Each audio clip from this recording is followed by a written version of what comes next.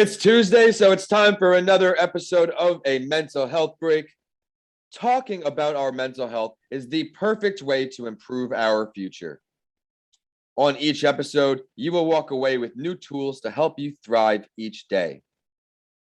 No one likes to talk about suicide. It makes us uncomfortable. It makes us feel exposed, like we have a giant spotlight on us, telling us to talk about our own experiences with suicidal ideation. No one likes to feel naked or put on the spot, so we deflect. But what good does that do? What good does it do when these conversations are usually brought up before, during, or after someone's own struggle with suicidal ideation? The author of Don't Effing Kill Yourself, Jeff Romig, is here today, and he thinks we need to stop deflecting and start having these conversations. No matter how messy your story is, it deserves to be heard, and this week's guest teaches us just that. The only way to eliminate the stigma around suicide is to stop deflecting and start talking. This guest has a lot to offer with a personal experience, but before we bring him on today, let's learn how he podcasts. Jeff, which platform do you stream your shows through? Mostly Apple, and then I definitely like watching podcasts on YouTube when I have the time to do that too. So, but what I listen to on my phone is through Apple. I listen to Apple on my phone as well. As we were talking about before the episode, I'm trying to do more things on YouTube because there are folks who really just enjoy looking at YouTube. When in the day do you find yourself tuning into shows? It depends. If it's like a YouTube version, usually like at lunch or in the evening. If I'm listening, it's when I'm doing certain types of work where I can have something on and sort of multitask, or when I'm going for a walk, or so I try to mix it up a bit. Yeah, so sometimes it's in the headphones, sometimes it's on the computer. Yeah, definitely. I like that. Well, thank you for sharing, Jeff. Everyone listening on, if you would like to share how you podcast, I can feature you on an episode too. Email me, info@vincentalancy.com. It is now time for another show of A Mental Health Break. I am your host and author of the books Mental Health Week and Mr. Lancy Talks Mental Health, Vincent A. Lancy. And you can learn more about me at Vincent A. Lancy on all social media or my YouTube channel. My website is vincentalancy.com. For those of you new to the show, each week I sit down with a mental health advocate or professional from all over the world to help you on your journey. We can't do life alone. We all have a different why relating to mental health, and my why came from when I suffered a traumatic brain injury. You will learn the why of each guest right here on this show. Before I bring on Jeff, I would like to share that this episode is brought to you by Tampa Counseling and Wellness, dedicated to helping individuals looking to positively transform their lives through compassionate counseling and wellness coaching. If you struggle with depression, anxiety, or other mental health issues, call them today for a free consultation. Therapy that inspires change. Their information is in the show description. Scroll down. As I touched on earlier, we'll be diving into a topic that needs more conversation around in suicide. We are coming out of this pandemic together, and it took a larger toll on some than most. So if what you hear today can be useful to someone you know, please do share the word about the episode and Jeff's book. For almost 25 years, he lived in the shadow of his father's suicide. His fight to survive with their shared mental illness, combined with his deep terror of walking his path to his own inevitable suicide, almost destroyed him. He never found or maintained the connection he desired, and ultimately, he lost love that he had, hurt people he cared about, and became an alcoholic. Through it all, he faced the same suicidal ideation he is sure he experienced until he executed his final devastating act. But something different happened to today's guest. Instead of ending his life, he sought help, faced his failures, and worked to change his behavior. And he is going to help you do so too. Jeff Romig, thank you for stopping by. Thank you so much for having me. It's good to be here. Would you mind introducing yourself to our audience who does not have the honor of knowing you yet before we dive into mental health talk? Sure. I am a storyteller from Atlanta, Georgia.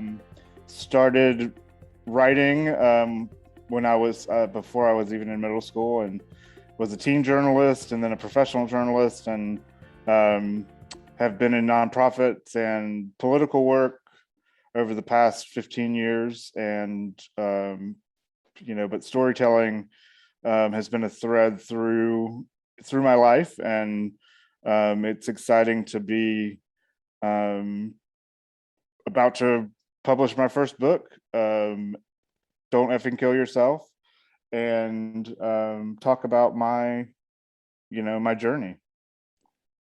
I am excited to have you share this journey because of how many people is going to help. As in the beginning, I said, there's not enough conversation around this. And I'm very passionate about mental health, as you can tell. When I have someone like you who is equally passionate, it gets me excited because I like to deliver value to everyone listening on who has tuned in for well over 100 episodes now.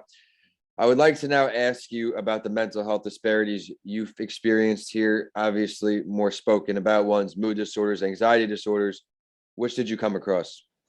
Yeah, I was officially diagnosed with anxiety, generalized anxiety, and clinical depression um, when I was 24. I know now that I struggled with those things, back into middle school, but in the 90s, it just didn't know what these things were. And it was about 6 years after my dad died before I was actually diagnosed. And but I believe that he and I share the same struggles. He didn't, he was 47 when he died. He would be 73 now. Um, and that generation just of men didn't talk about feelings, didn't go to therapy, just tried to, you know, power through, and he powered through until he couldn't. And so, I've had, sort of a journey over the past almost 20 years officially with my diagnoses. And, the way we talk about mental health has changed in 20 years. And I think that on the anxiety and depression side, I think people are very open to talking about mental health and talking about therapy and talking about taking meds. And, but what I found in writing this book, and what I found myself starting to do, is also talk about suicidal ideation, and that's still a topic that has, a stigma. And, you worry about, if I say that I think about suicide, are they going to, think I'm crazy, or they're going to hospitalize me? And, but the reality is, the more that we keep those suicidal thoughts to ourselves, the more poisonous they become. And that's what I think happened to my dad, is that, it was all in his head. He didn't let it out to anybody. And, he got turned upside down, and he thought what he was doing was logical, when obviously it wasn't. And so, a ton of great points there, Jeff. Thank you. That generation, this comes up often. I enjoy sharing when the Spotlight story tune in for today is in just a bit. It was on Kevin Love once, that talks about how his father said, mask your emotions, mask your feelings. You're a man. And that's just the way it was. And I can really agree with everything you said about that generation, not no one knowing what mental health was. We didn't know what mental health was till what it seems like yesterday, where when I was in school, there was little to no talk about taking care of your mental health, even the words mental health together. You go to gym class, you have regular health class, but that also includes sex education, nutrition, you name it. It's not just mental health. When did you decide that you were going to really start talking about mental health, your advocacy? Was it just with this book? Have you been doing anything before? yeah, in 2011, I got involved with a really great nonprofit here in Atlanta called Kate's Club. And Kate's Club supports kids 5 to 18 who have lost a parent or a sibling.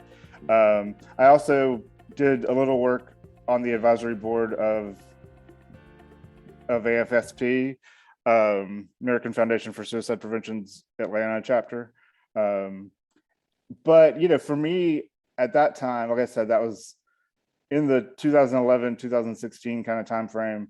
I wanted to do some suicide awareness work, but I also was way more connected to the Kate's Club work, and felt like I was, more than anything, I was the kid who lost a parent and felt more comfortable doing that work. The suicide work always was kind of triggering for me, and I didn't really embrace that as much. And I think part of that was just because I was struggling with my own suicidal ideation, and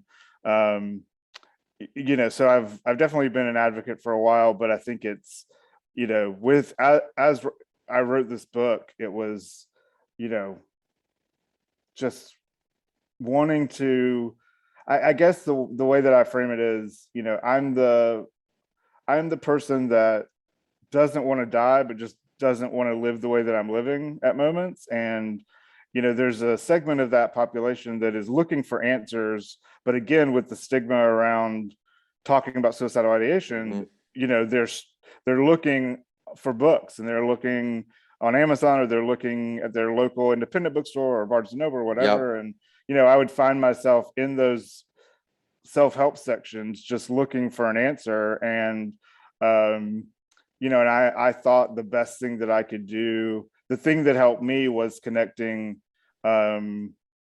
with the people, passions, and experiences that bring joy to me. When I really look back and thought about in my worst moments of suicidal ideation, and even very close to a suicide attempt in 2017, why didn't I do that? And that was it. It was connecting with that perspective on, my people especially, right? And so I felt like if I could share my story in memoir form, like this isn't my book is not a self-help book, it's a memoir. But give folks a couple of tools that have really helped me in my darkest moments, because in those moments we're alone, and it is the tools in our own toolbox that are going to either save us or not. And so my hope with this book is that people connect with their own stories. It's basically like, I think we need to change the conversation around suicidal ideation, and I'm just trying to put myself out there first. And then I've also started a nonprofit called Suicide Survival Stories, and we have a podcast of the same name that we're going to be launching in November, where the goal there is to share other people's stories. And so I never wanted this it's hard to say I wrote a memoir and I didn't want it to be about me, but I never, I really am more of a behind the scenes person. And my real goal long-term is to share as many other people's stories as possible. You're doing great work, and I'm glad you have the courage to start all the work that you've now begun, because it's only going to keep evolving, the book, the podcast. I now want to ask you to help out our audience a bit, Jeff. It's time for some mental health tips for you, the listeners. What are some suggestions you can offer our audience to improve their mental health? Yeah, so I have three. So I kind of already shared one of them, which is, connect with the people, passions, and experiences that bring you joy, and be present with those memories and those ideas and those perspectives, so that in your darkest moments you can grab onto those things. But outside of your darkest moments, just in normal everyday, just share more. Try to share more about your own struggles, and whether it's with a therapist or with a friend or on social media. You just never know. I mean, I found, as I've started sharing more, that people will private message you, or even comment on posts, and you can connect with people who are similarly struggling. And then the last thing is the title of the book, Don't Effing Kill Yourself. It's not just the title. It is actually a tool and a mantra that you can keep in your head, in those darkest moments. As you mentioned a little bit before, when you're having these darkest moments, you're alone a lot. So providing people with the tools to succeed is key. That's what I was typing up before. It is the tools in our own toolbox that are going to save us or not. That was a very, very powerful quote, but it's the truth. But due to services like your podcast, your book, and just sharing your story, you're going to help just so many people. We learned what you're doing for mental health. So now it is going to be time for the spotlight story. As we have someone who is shedding so much awareness on suicide, we're going to share the mental health related story of someone who attempted suicide in a name many know, Ozzy Osbourne's wife, Sharon Osbourne. Each week with these spotlight stories, Jeff, my guest and I go through the story of someone famous to let you, the listeners, know you're not alone. And Ozzy Osbourne was the legendary Black Sabbath frontman. And this article is about Sharon Osbourne talking about attempting suicide on a CBS show called The Talk. She casually said that she's attempted suicide 3 separate times. Quote, I was joking about this, but I shouldn't, talking about my depression. You know, saying, oh, the first time I tried to kill myself was okay. The second, all right. The third time, oi. She added, I'm still here. I wish everybody could think flowers and daisies and princesses, but you can't. She's been outspoken before about her lifelong mental health difficulties. Quote, I think if you are born with depression, you have it all your life, and it's an ongoing battle. During one low point in her life, I learned she emotionally recalled, quote, I had given up. I just couldn't deal. I was also frightened about what was going on with me mentally and the thoughts that were going into my head constantly. Her husband, Ozzy Osbourne, has also battled his own demons with drugs, sex addiction, alcohol. Though he's been reportedly doing better, he is currently recovering from an old injury and his tour dates, I learned. Jeff, what do you take away from this story? I think the biggest thing is that it doesn't matter if you're famous, it doesn't matter how much money you make, it doesn't matter what political party you vote for, it doesn't matter who your favorite sports team is. Like if we struggle with mental health and we struggle with suicidal ideation, it is what it is, and it's possible for anybody in any segment of society to have these struggles. And you're definitely not alone, and we're not alone. And it's good to know that people are using their platforms to to talk about it, especially if there's as famous as Sharon Osbourne. Big thing you said right there. You are not alone.